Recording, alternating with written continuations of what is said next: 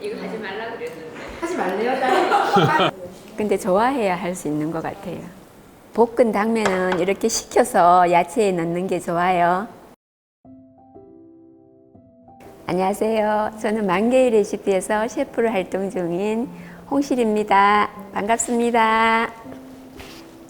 제가 오늘 준비한 요리는 반찬으로도 좋고 간식으로도 좋은 콩나물 잡채입니다.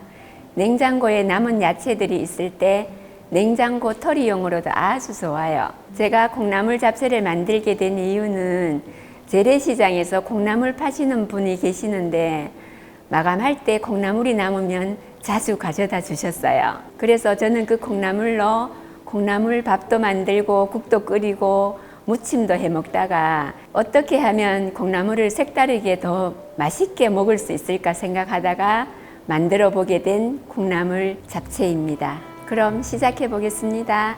느타리 버섯은 한 가닥씩 다 뜯겠습니다. 큰 거는 크게 줄고 작은 거는 2개 붙여서 써도 상관없어요. 느타리 버섯과 당면은 같이 불리겠습니다. 큰 거는 이렇게 갈를게요.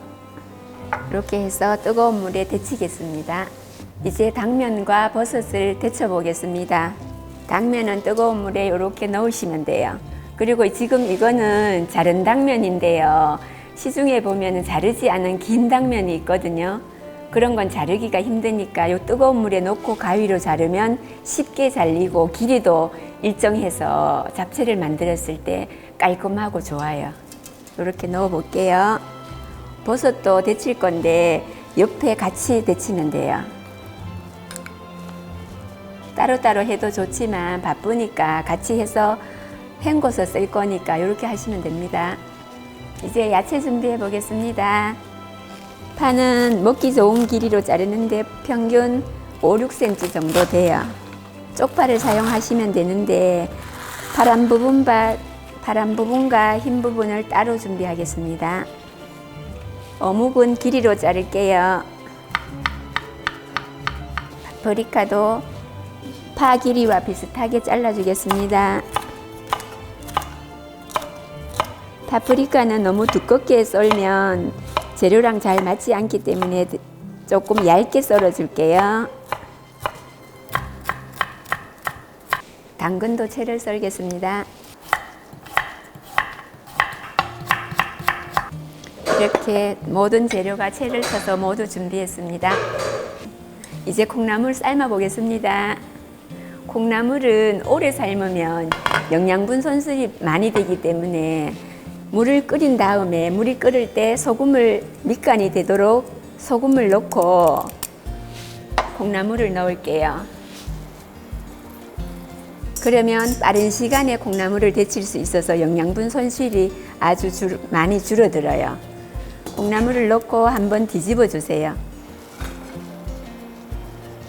이렇게 하면 보통 콩나물 삶는 시간이 삶는 양에 따라서 좀 다르지만 3분에서 5분 정도면 충분히 다 익을 수 있어요. 그리고 이거는 콩나물 삶는 팁인데요. 콩나물이 익으면 이렇게 수증기가 올라올 때 비린내가 같이 올라오지 않아요. 그러면 콩나물이 다 익은 거예요. 비린내가 안 올라오는 게 다 익은 상태라는 걸 네. 알려준다. 네네. 콩나물 냄새 확 나네. 그러면 열었다 닫았다 하면 예. 냄새 나니까 예. 다른 채로 예. 증기로 예. 그냥 이렇게 하면서 터져. 그냥 제가 요리를 좋아해요. 근데 좋아해야 할 수 있는 것 같아요. 공동구매는 아까랑 내가 기억해. 조금 고소한 냄새로 변했네. 예. 자, 이제 수증기에 냄새가 비린내가 올라오는지 한번 볼게요. 다 익은 것 같아요. 이제 씻으러 가겠습니다. 찬물에 헹궈서 빨리 식혀줘야 콩나물이 아삭아삭합니다. 사투리 막 나오지 않나요? 뜨신 물 안 나와요. 좀 전에 불려놓았던 당면은 건져서 물에 헹굴 거예요. 당면이 불린 정도를 어떻게 아느냐면은 이렇게 들었을 때 축 늘어지면 잘 부른 거예요. 당면이 덜 부르면 음식을 했을 때 다시 딱딱해져요. 버섯도 이렇게 불렸습니다. 이렇게 해서 다시 한번 헹궈 줄게요. 찬물에. 야채를 볶아 볼게요. 팬을 달군 후에 식용유를 두르고 파를 먼저 볶겠습니다. 파는 흰 부분부터 볶을게요. 파기름을 내는 거랑 같은 거예요.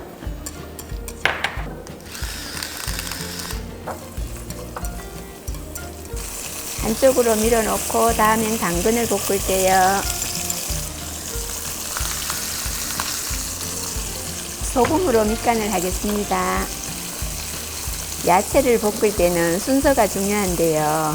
색깔이 진한 당근부터 볶으면 초록색에 물이 배어가지고 초록색도 다시 붉게 변해요. 그래서 한쪽으로 몰아넣고 따로 볶을게요. 그리고 어묵도 볶아줄게요. 어묵은 기본으로 간이 되어 있기 때문에 따로 간을 하지는 않겠습니다. 대신에 아로니아를, 원액을 조금 부어요. 아로니아 원액은 색깔도 날 뿐더러 단맛도 추가할 수 있어요. 한쪽으로 밀어두고 식용유를 조금 더 붓고 마지막으로 파프리카 노란색, 빨간색 같이 넣을게요. 그리고 파도 넣을게요. 파프리카는 생으로도 먹기 때문에 오래 볶을 필요는 없어요.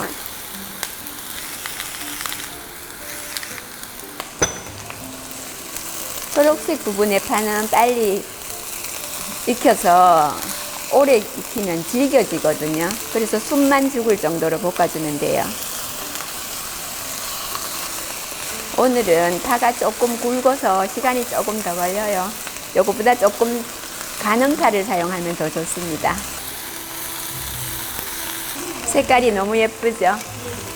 빠르게 식혀줄게요. 그대로 두면 열기 때문에 색깔이 변해요. 빨리 식혀줄게요.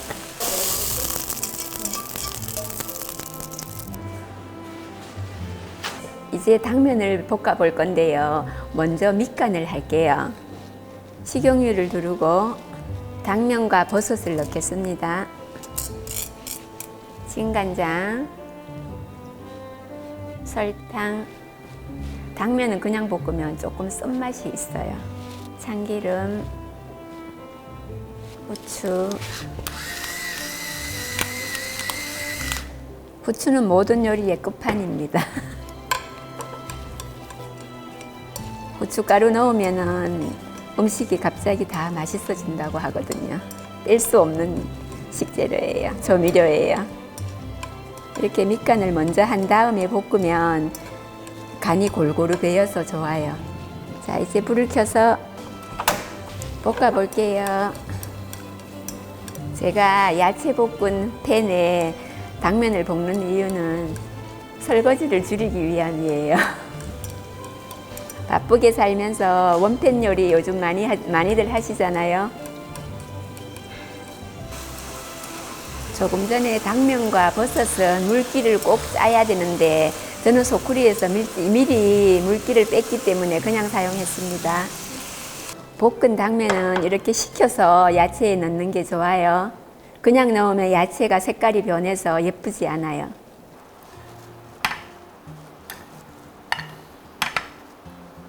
자, 그럼 이제 준비된 콩나물과 당면과 야채를 섞어 보겠습니다.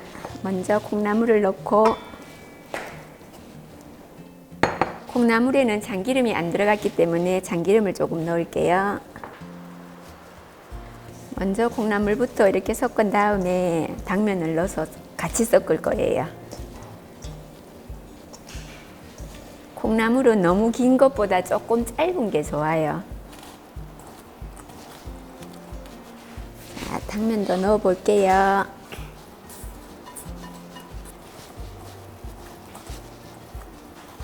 그럼 이제 접시에 담아 보겠습니다. 마지막으로 통깨를 올릴게요. 이렇게 해서 콩나물 잡채 완성입니다. 그럼 이제 콩나물 잡채 제가 먹어보도록 하겠습니다.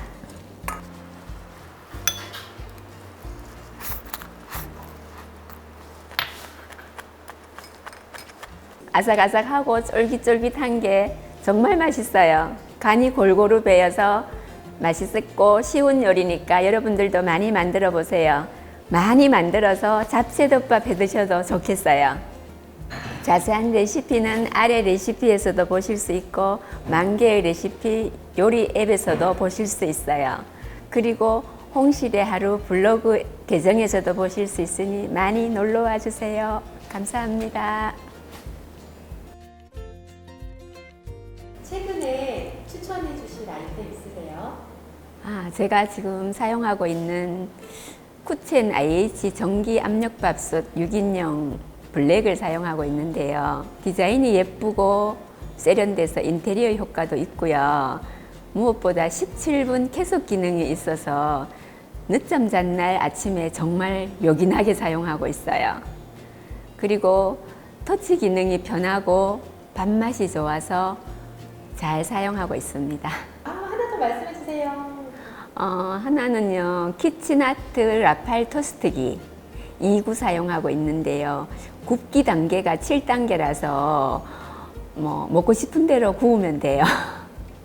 그리고 자동 팝업 기능이 있어서 꺼내기가 쉽고 무엇보다 사이즈가 작아서 공간 활용이 좋더라고요. 계속 얘기해 주세요. 한경희 광파 오븐 렌지 12L도 사용하고 있는데요.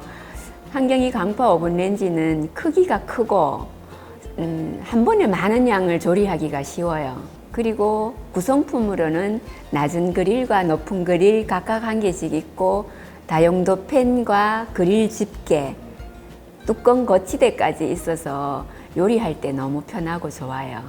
그리고 내구성이 강한 투명 강화 유리로 되어 있어서 요리하는 과정을 볼 수 있어서 더 좋더라고요. 약간 에어프라이어나 오븐처럼 사용 가능한 거예요? 네.